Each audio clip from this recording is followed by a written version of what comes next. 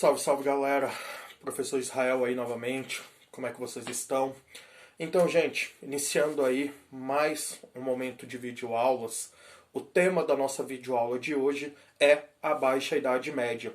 Conforme vocês sabem ali, segundo nossas aulas anteriores, a Idade Média ela é dividida em dois momentos distintos.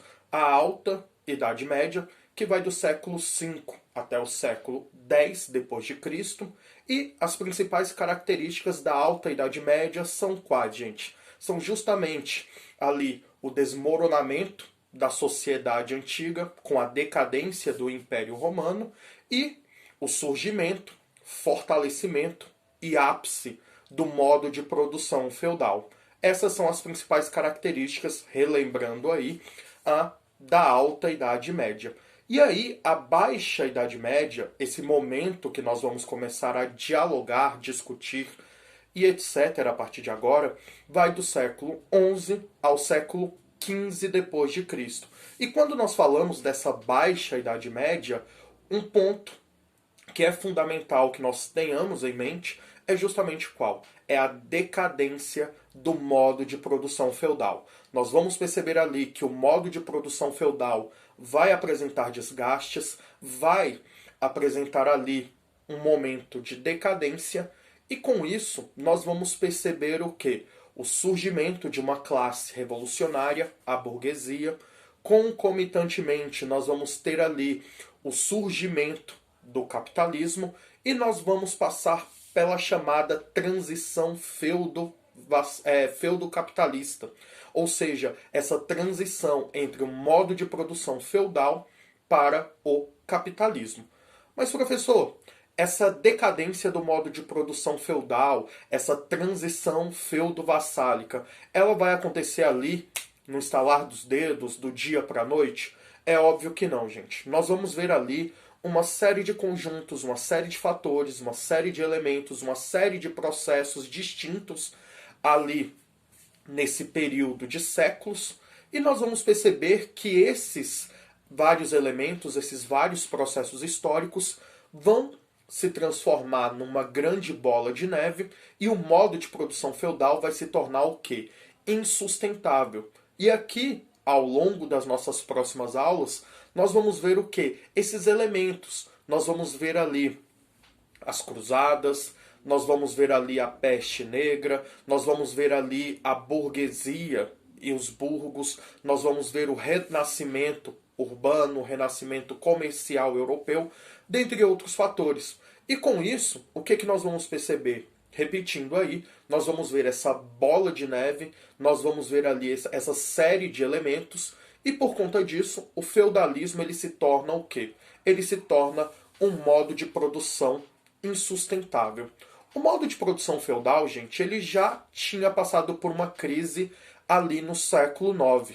Só que a partir do século XI, nós vamos perceber o quê? Que o feudalismo ele vai entrar em decadência de fato. Ele vai apresentar ali sinais de enfraquecimento. Nós vamos perceber que um dos fatores que levaram a essa decadência é um crescimento populacional que a Europa Ocidental vai viver ali naquele momento. A população ela vai crescer. E ali, quando essa população cresce, por conta de uma redução do número de guerras, por conta de uma menor incidência de epidemias que ceifava a vida das pessoas, nós vamos perceber esse aumento populacional. E com o aumento populacional, nós vamos perceber o quê? Nós vamos perceber que os feudos eles vão começar a passar por uma série de dificuldades. Uma dessas dificuldades vai ser a questão de como que esses sujeitos, cada vez mais numerosos no feudo, vão se alimentar. Porque vocês viram ali nas aulas anteriores que uma das características econômicas do modo de produção feudal era o quê? Era a baixa produtividade. Por que, professor, existia uma baixa produtividade? Vocês viram ali que os servos, até durante ali toda a Alta Idade Média, eles utilizavam o quê? Técnicas rudimentares de produção. Não eram técnicas ali muito avançadas. Com isso, o que acontecia? a produção, com essas técnicas rudimentares, era uma produção baixíssima.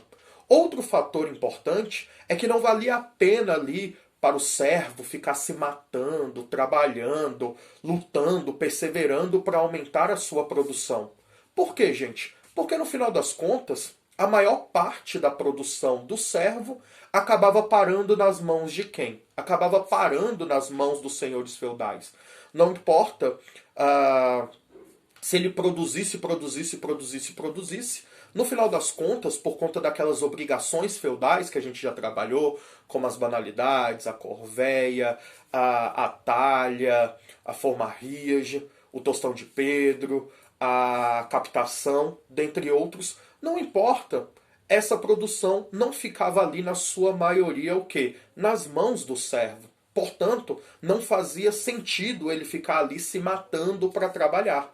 Só que aqui, com o aumento populacional, conforme a gente mencionou, nós vamos perceber o quê? Que isso vai ser uma dificuldade muito grande que os feudos vão o quê? Vão passar. Porque nós vamos ter um desequilíbrio entre a produção e a necessidade, o consumo de alimentos. Se produz pouco e nós temos uma necessidade cada vez maior devido ao quê? Devido a um aumento da população. E aí, gente, se os feudos não conseguem mais suprir a população, grosso modo falando, que ali reside, o que é que nós vamos testemunhar? Nós vamos testemunhar uma fuga cada vez maior das pessoas dos feudos. As pessoas vão simplesmente sair dos feudos, os servos em especial, que estavam ali presos hereditariamente à terra, em busca de quê? Em busca de sobrevivência, tá certo? E aqui nós temos um fator muito importante para o quê? Para perceber como se deu essa decadência do modo de produção feudal.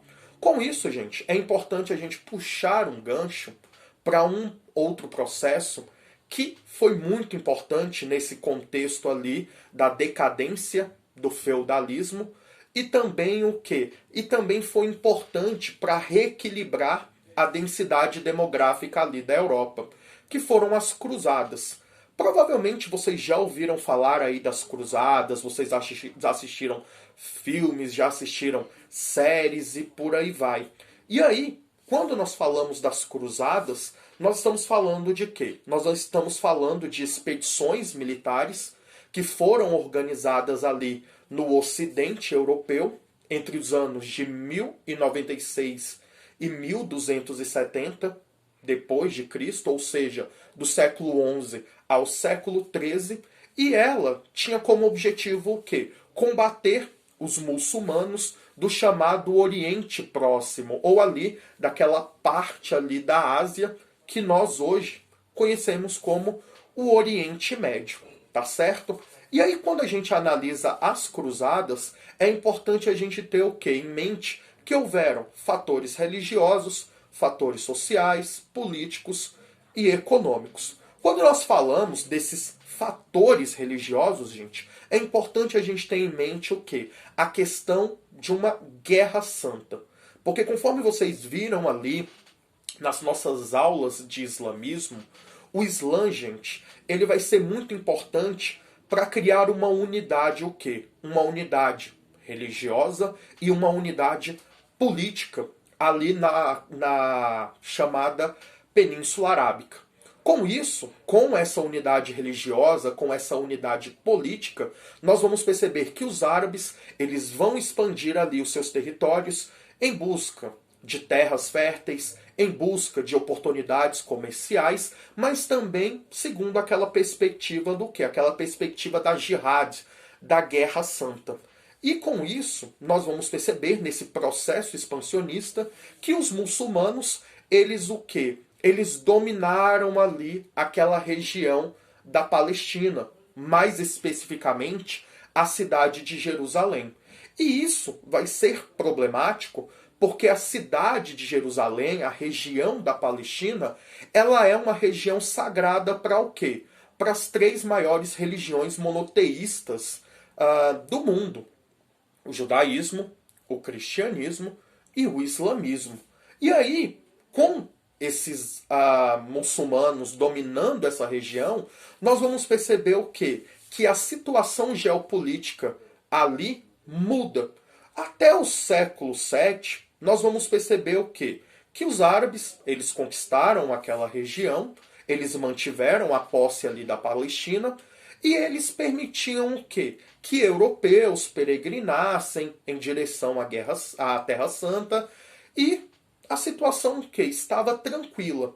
A situação, gente, ela muda a partir do momento que ali no século XI os turcos seljúcitas eles dominam a região e eles começam a dificultar o que? Eles começam a dificultar as peregrinações dos cristãos. Esses cristãos saem da Europa ali no ideal de uma viagem santa, de uma peregrinação em direção ali a Jerusalém, a terra sagrada, e nós vamos perceber o quê? Que esses turcos seljúcitas, eles começam a o quê? A saquear os cristãos. Cristãos que estão ali em paz, estão ali praticando a sua fé com uma peregrinação, eles começam o quê? Eles começam a sofrer ataques. E esses ataques eles vão se tornando cada vez mais recorrentes, esses ataques vão se tornando cada vez mais violentos, e cristãos eles vão sendo o quê? Mortos por esses turcos seljúcitas. Os sobreviventes, gente, que conseguiam retornar para a Europa, eles noticiavam esses casos em que esses turcos seljúcitas, esses muçulmanos, eles estavam saqueando, eles estavam matando os cristãos. E aí, quando essas notícias se espalham pela Europa, quando essas notícias chegam até o Papa, isso cria o quê? Isso cria um sentimento de quê? De comoção. Isso cria um sentimento também de ódio. Como que esses infiéis, como que esses muçulmanos fazem isso com os cristãos, que só queriam o quê? Que só queriam ir ali até a terra sagrada de Jerusalém. E aí, com isso, nós vamos ver o quê? Que essa questão religiosa floresce. Nós precisamos, nós, né, cristãos ocidentais, europeus, nós precisamos o quê? Nós precisamos reconquistar Jerusalém. Nós precisamos reconquistar a Terra Santa. Mas também, gente, nós vamos ter ali fatores sociais, fatores políticos, fatores econômicos nesse contexto das cruzadas.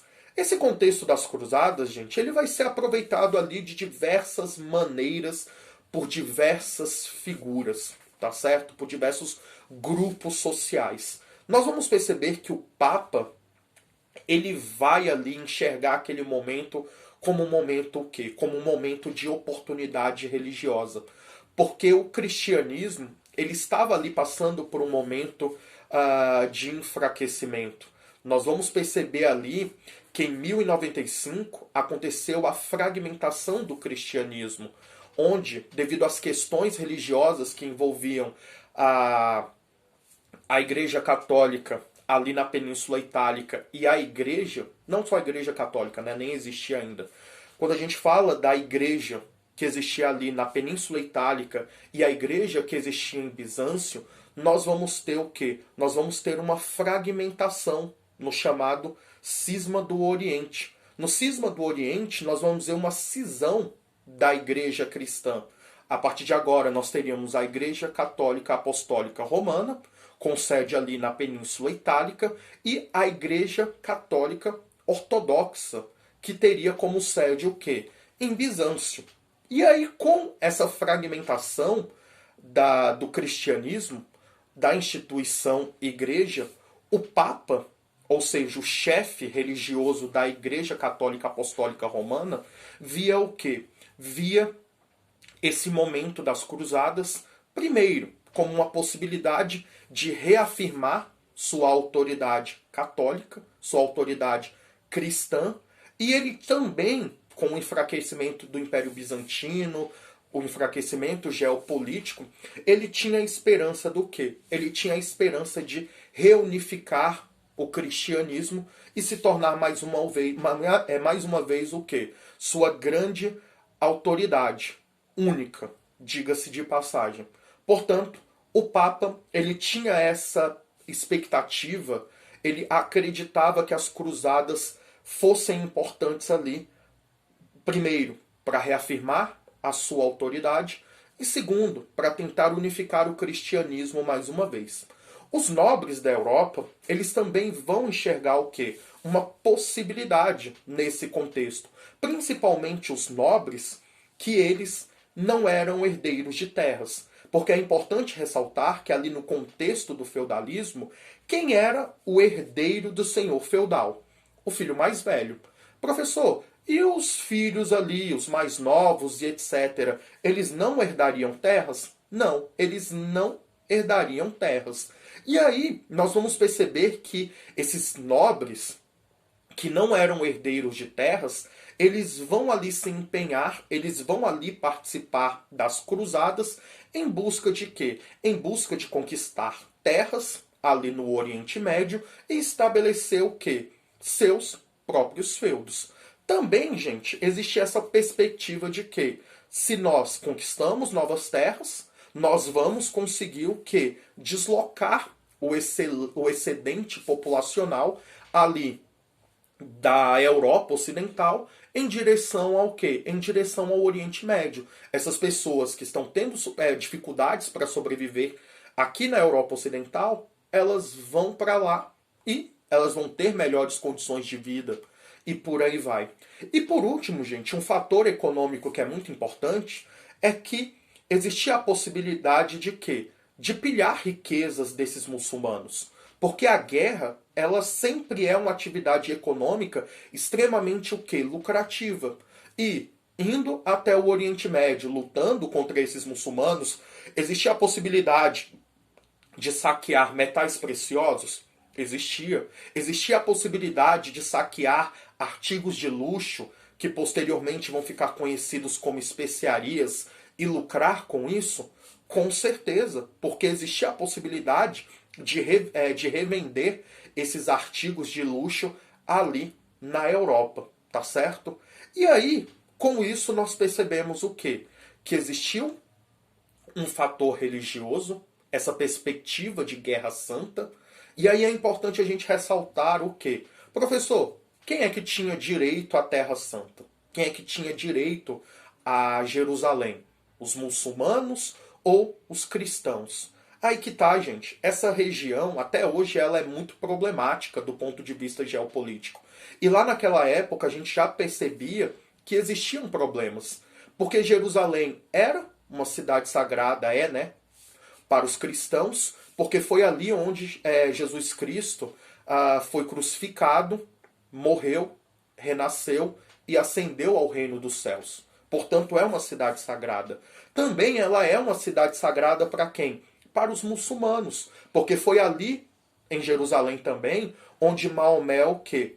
Morreu e ascendeu ao reino dos céus. Ou seja, nós percebemos o quê? Questões próximas. E aí é muito difícil dizer o quê?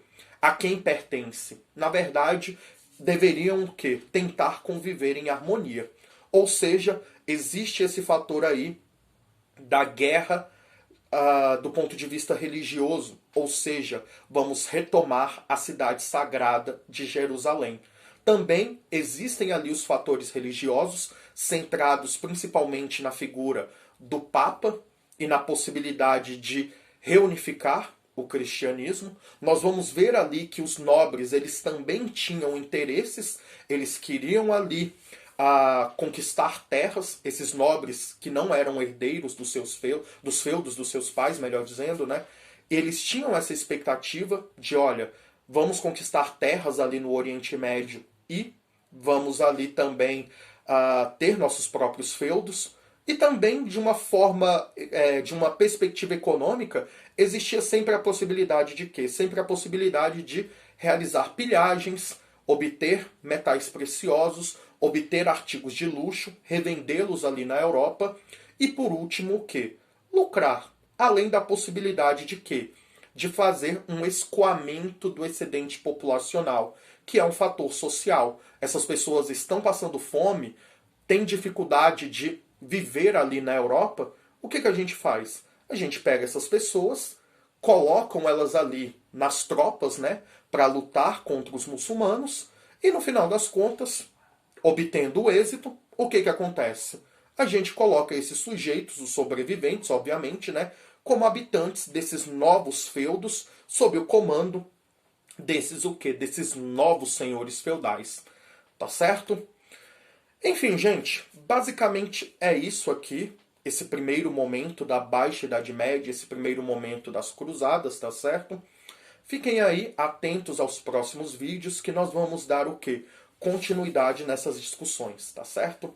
Muito obrigado a todos e a todas. Quem curtiu, deixa um like e até daqui a pouco. Tchau, tchau.